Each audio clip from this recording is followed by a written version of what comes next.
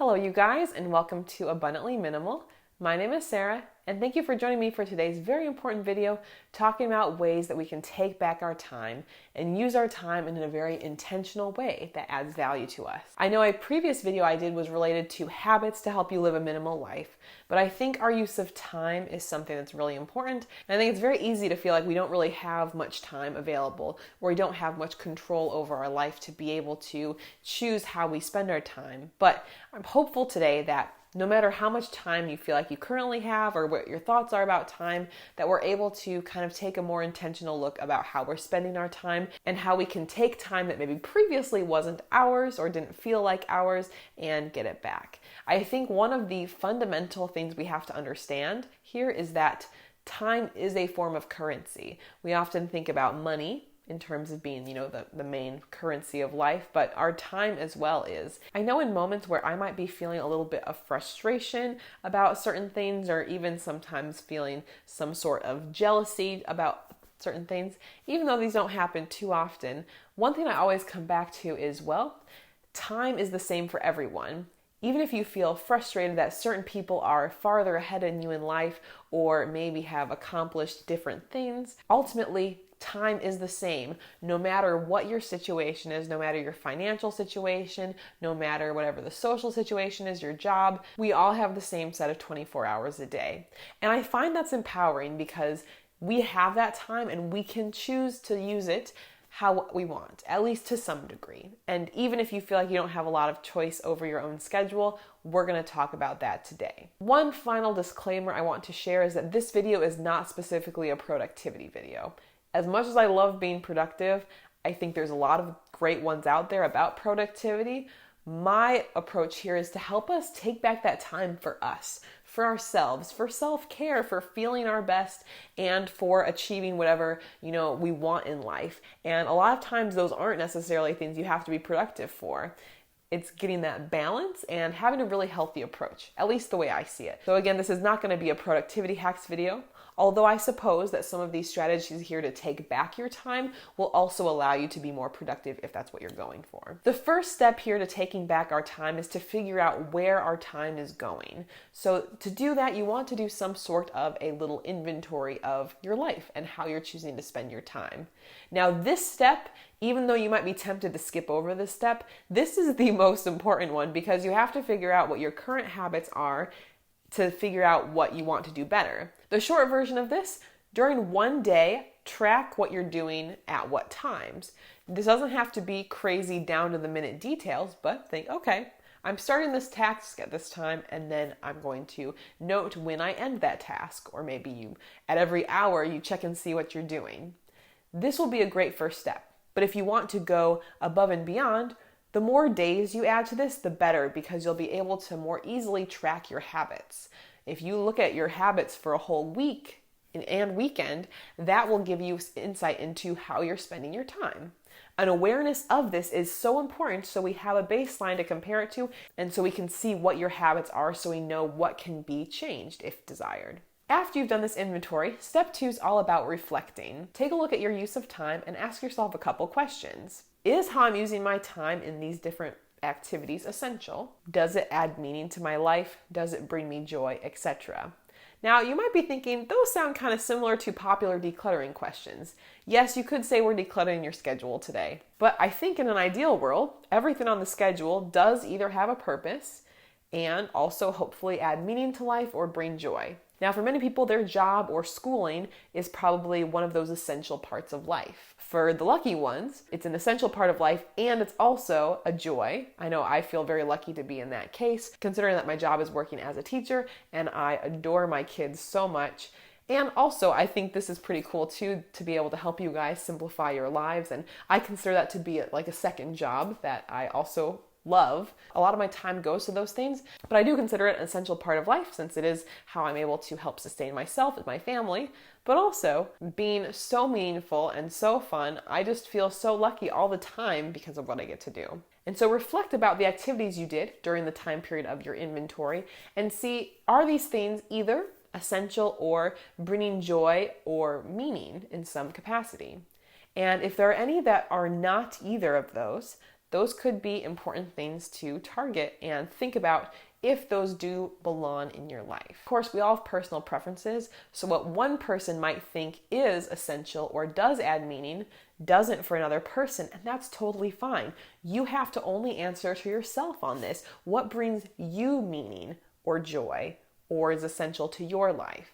And work from there. Now in step 2, you might have reflected a little bit about what things are not adding value to you the same way or not as essential. Those might be time periods or actions or activities that you try to cut. And that is definitely up to you to determine how you want to cut those.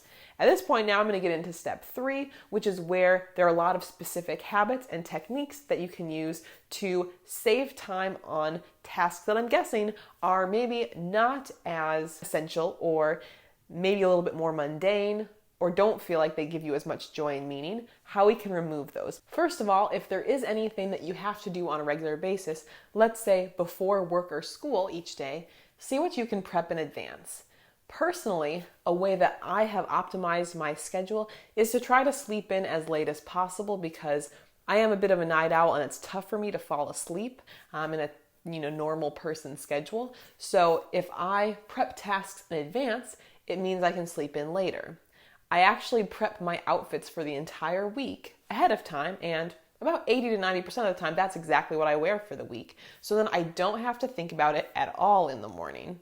I also stopped wearing makeup in my everyday life as a teacher because that saves time, and it also helped me become more confident there too, which was an added bonus. And you've probably heard me talk about my favorite go-to everyday smoothie that I've been having every day since October actually, and I was making them from scratch every morning, but now I actually put a lot of the ingredients in a jar in the fridge, the same jar I'll be transporting them in to go to school. And then I can just dump the contents into the blender with some water and the frozen pineapple, which I don't put in the jar in the fridge so it doesn't thaw out. And then I just blend it up really fast. I also prep my other belongings so I can pretty much walk out the door. So think about in your life, what can you prep in advance in your own life to make your time less stressful, maybe be able to get more sleep if that's what you're looking for, have extra time to yourself. Whatever the case, that could be a great option. Many people find meal prep to be an amazing thing that allows them to not have to be spending as much time cooking dinner every night. I personally haven't done much of that yet, but I hope to.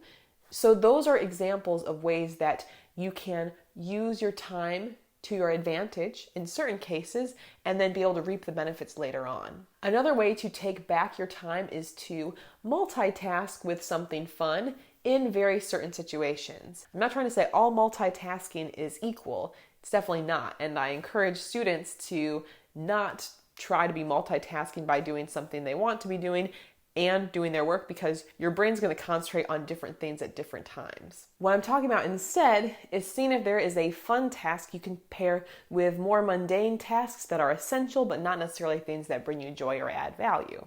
For instance, I will be the first to admit that I don't really enjoy cleaning that much. And in general, if I can push it off, I will. That's one reason why being a minimalist helps so much, because I don't have as much I have to clean or clean around. But I know myself, if I put on a YouTube video or some music while I'm cleaning, I enjoy it way more. Likewise, if I'm able to do the task with Jake, say doing dishes or unloading the dishwasher together, that's a lot more fun. Another great option, even though I do love cooking, there are certain nights where I don't really feel like it, or I just wish, this seems kind of mindless. I wish there was something else going on. And that's a great option to then listen to music or listen to a podcast, because I can have that playing while I'm preparing things. And then you got done your essential task, but you also just made it more fun and brought more joy into your life, which I think that's also kind of what taking our time back is all about. The next strategy is to optimize your space. If you can organize things in your space in a way that will be very user-friendly and easy for you to use, it's going to end up saving you a lot of time. Not only do we want all of our stuff to have a set place where it goes, so then you know where to put it back after you've used it, and you know exactly where it is when you need to go somewhere.